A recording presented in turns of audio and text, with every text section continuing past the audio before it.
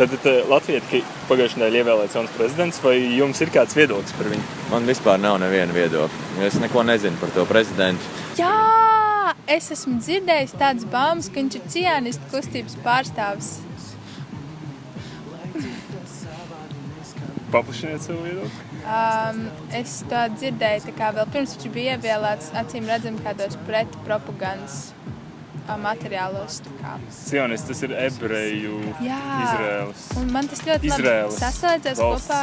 Jā, tā kā, kad viņa uzvārds varētu būt, kad viņš ir ebrejs. Es neesmu papētījis, bet tad man... Jā, viņam ir tā, ka māte ir latvieta, tēvs ir ebrejs.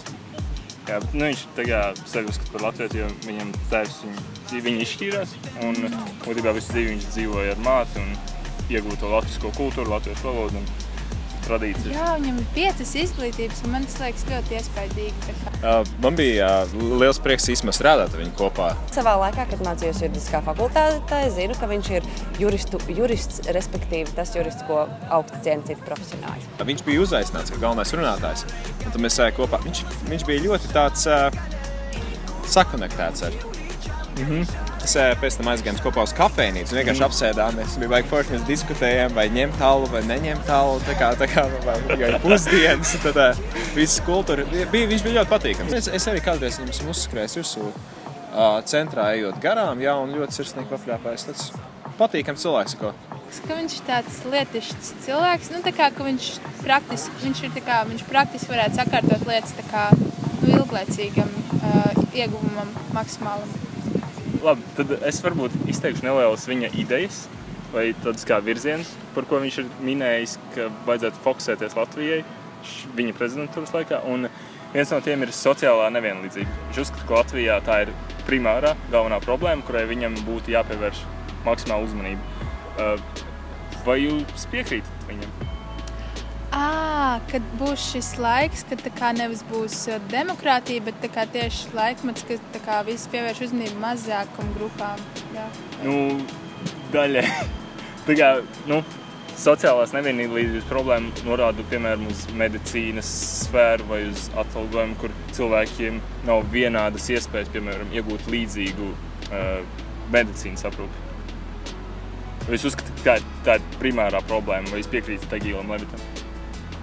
Jā, protams, jā, es domāju, ka tas ir Latvijā, tas ir vissvarīgākā problēma. Sociālā nevienlīdzība. Jā. Sociālā nevienlīdzība noteikti ir ļoti, ļoti ievērojama šobrīd. Tas ir, man liekas, jebkur uz ielām, jebkur ir acīm redzami, ka ir viena tā daļiņa, jā, kas var redzēt, ka ir labi atalgota un labi dzīvo, un ļoti liela sabiedrības daļa, kas dzīvo no minimālās algas, ar kur loģiski nepietiek. Bet vai būtu, tiem jāmaksā krietni lielāki nodokļi, kas pelna vairāk? No vienas puses, jā, jo kā viņi to var atļauties, bet... Absolūti. Un kāds ir jūs viedoklis par to? Tas ir tas, kas ir jārisina vai tagad, vai arī nekad. Citādāk, Kā jūs saprotat šo problēmu? To, ka lielākais vairums iedzīvotāju nav nodrošināti tā, kā tas būtu pienācīgi cilvēkam pelnīts. Un nerunājot par tiem, kas ir neaizsargātākās grupas pensionāri, masturīgie. Piemēram, cilvēkam ir minimālās pensijas, kas ir iegāšanās par cilvēku, un laikam vēlējums vienkārši nomirst tagad, ja es tā varu teikt, jo tas tiešām mūsu valstī tā izskatās, jo tā ir, jūs zināt, cik ir minimālā pensija? 120? Nē, tas nepārsniedz 100. Okay. Jā. Nē, varbūt dotā mirklī jaunā minimālā pārsniedz jau 100, bet ja viņi apliek ar nodokļiem... Jā, tas ir briesmīgi. Jā, tā kā, tas ir tas, par ko, jā. Tad jūs piekrītat, tā ir absolūti svarīgākā problēma? Jā, noteikti. Okay. Tad ir varbūt no citas skatu punkta. Viņš ir izvirzījis tādu kā mērķi Latviju ievest jauno tehnoloģiju pasaulē. Jā, un viņš uzskata, ka Latvija būtu ļoti piemērota ar savu tādu kā mazas, bet viņš to sauc par nelielas valsts priekšrocību. Mēs varam īstenot tādus lielus projektus, kas varbūt citās valstīs būtu ļoti sarežģīti. Mēs ar savām mazajā valstī varam labāk viņus īstenot. Bet pēc tam viņš tomēr minēja, ka šādā veidā mēs vairāk un vairāk uzticēsimies programmatūrām, interneta videi, un kā tādu filozofisku jautājumu viņš lūdza katram uzdot sev, vai mēs vēlētos, lai valsts iestāžu lēmumus pieņemtu programmatūra. Kā jūs atbildētu uz šādu jautājumu? Nu, tas varētu būt visai godīgi, bet es domāju, ka tas pats par sevi nav laba doma. Kāpēc, lai programmatūra pieņemtu lēmumus par mūsu valsti? Jo Einsteins teica, ka programmatūrā nevajadzētu pieņemt lēmumus cilvēkiem. Vai kaut kā. Kā jūs atbildētu uz šādu filozofisku jautājumu? Kā to var Elzbieta atbildēt? Laikam, ka nevar. Es īsti nemāku atbildēt uz šo, jo tas laikam nav diezko reāli. Mēs runājam par mākslīgā intelekta iespēju. Kā... Viņš bija minējis to gadījumā ASV, kur cilvēks, kuru varētu izlaist no cietuma, netika izlaist, jo programmatūra bija aprēķinājusi, ka viņam ir ļoti augsta iespēja atkārtot noziegumu. Un tā iemesla dēļ viņu paturēja apcietinājumā. Wow, es neesmu sekojis līdzi modernajām tehnoloģijām tiesvedības procesā. Šis nebija fakts zināms. Man liekas, ka neviena programmatūra, vismaz šobrīd vēl, un es arī tiešām ceru, ka arī nākotnē nepavisam nevarēs aizstāt cilvēku, un ka kaut vai tāpēc, lai darba vietas saglabātos, un cilvēkam ir emocijas, un man liekas, tās emocijas tomēr ir vajadzīgas. Jā, bet varbūt ir dažādas nozares, kurās emocijas tieši traucē. Varbūt. Iespējams, tieši, bet iespējams, ka kādu lēmumu pieņemšanā, protams. Bet... Protams, negribētu, lai būtu tā, un negribētu domāt, kā kaut kāds mākslīgs intelekts pieņem lēmumus aiz tevis. Es nezinu, kaut kā pirmais mans impulss būtu, es nezinu, cik tas ir domās, ja tas tādā tā kā impulsa līmenī būtu tā kā tas būtu ļoti dehumanizējoši.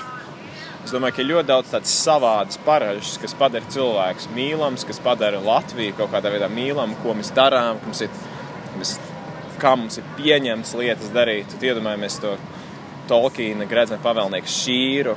Tur viss notiek savādi, un neviens neteikt, ka tur notiek viss efektīvi, bet kaut kā tas padara viņu mīlamu. Tad varbūt vēl kāds interesants jautājums ir par viņa komunikāciju ar cilvēkiem. Mūsdienās ir populāri izmantot Twitter vai Facebooku, un arī Egīlam Levitam ir gan Twitter, gan Facebook konts.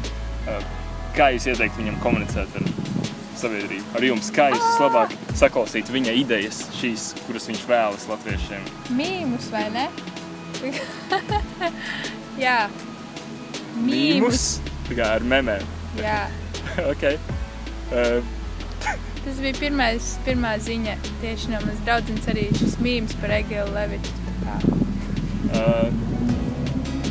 Jūs ieteiktu viņam pašam to visu taisīt, pašam rakstīt, pašam taisīt? Neviens jau netaisa pats savu Twitter, man liekas.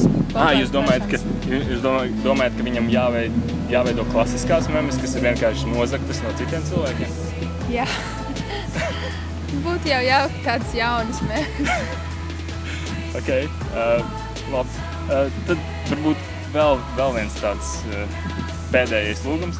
Novēlēt viņam negluži veiksmi, bet varbūt, ko jūs viņam vispār vēlētos novēlēt. Bet ir viens priekšnoteikums, jums to ir jāizsaka lietiškajā stilā. Jo Egils Levits ir izteicies, ka viņam tas patīk un viņš tam dod priekšroku vairāk nekā, piemēram, jūsmošanai.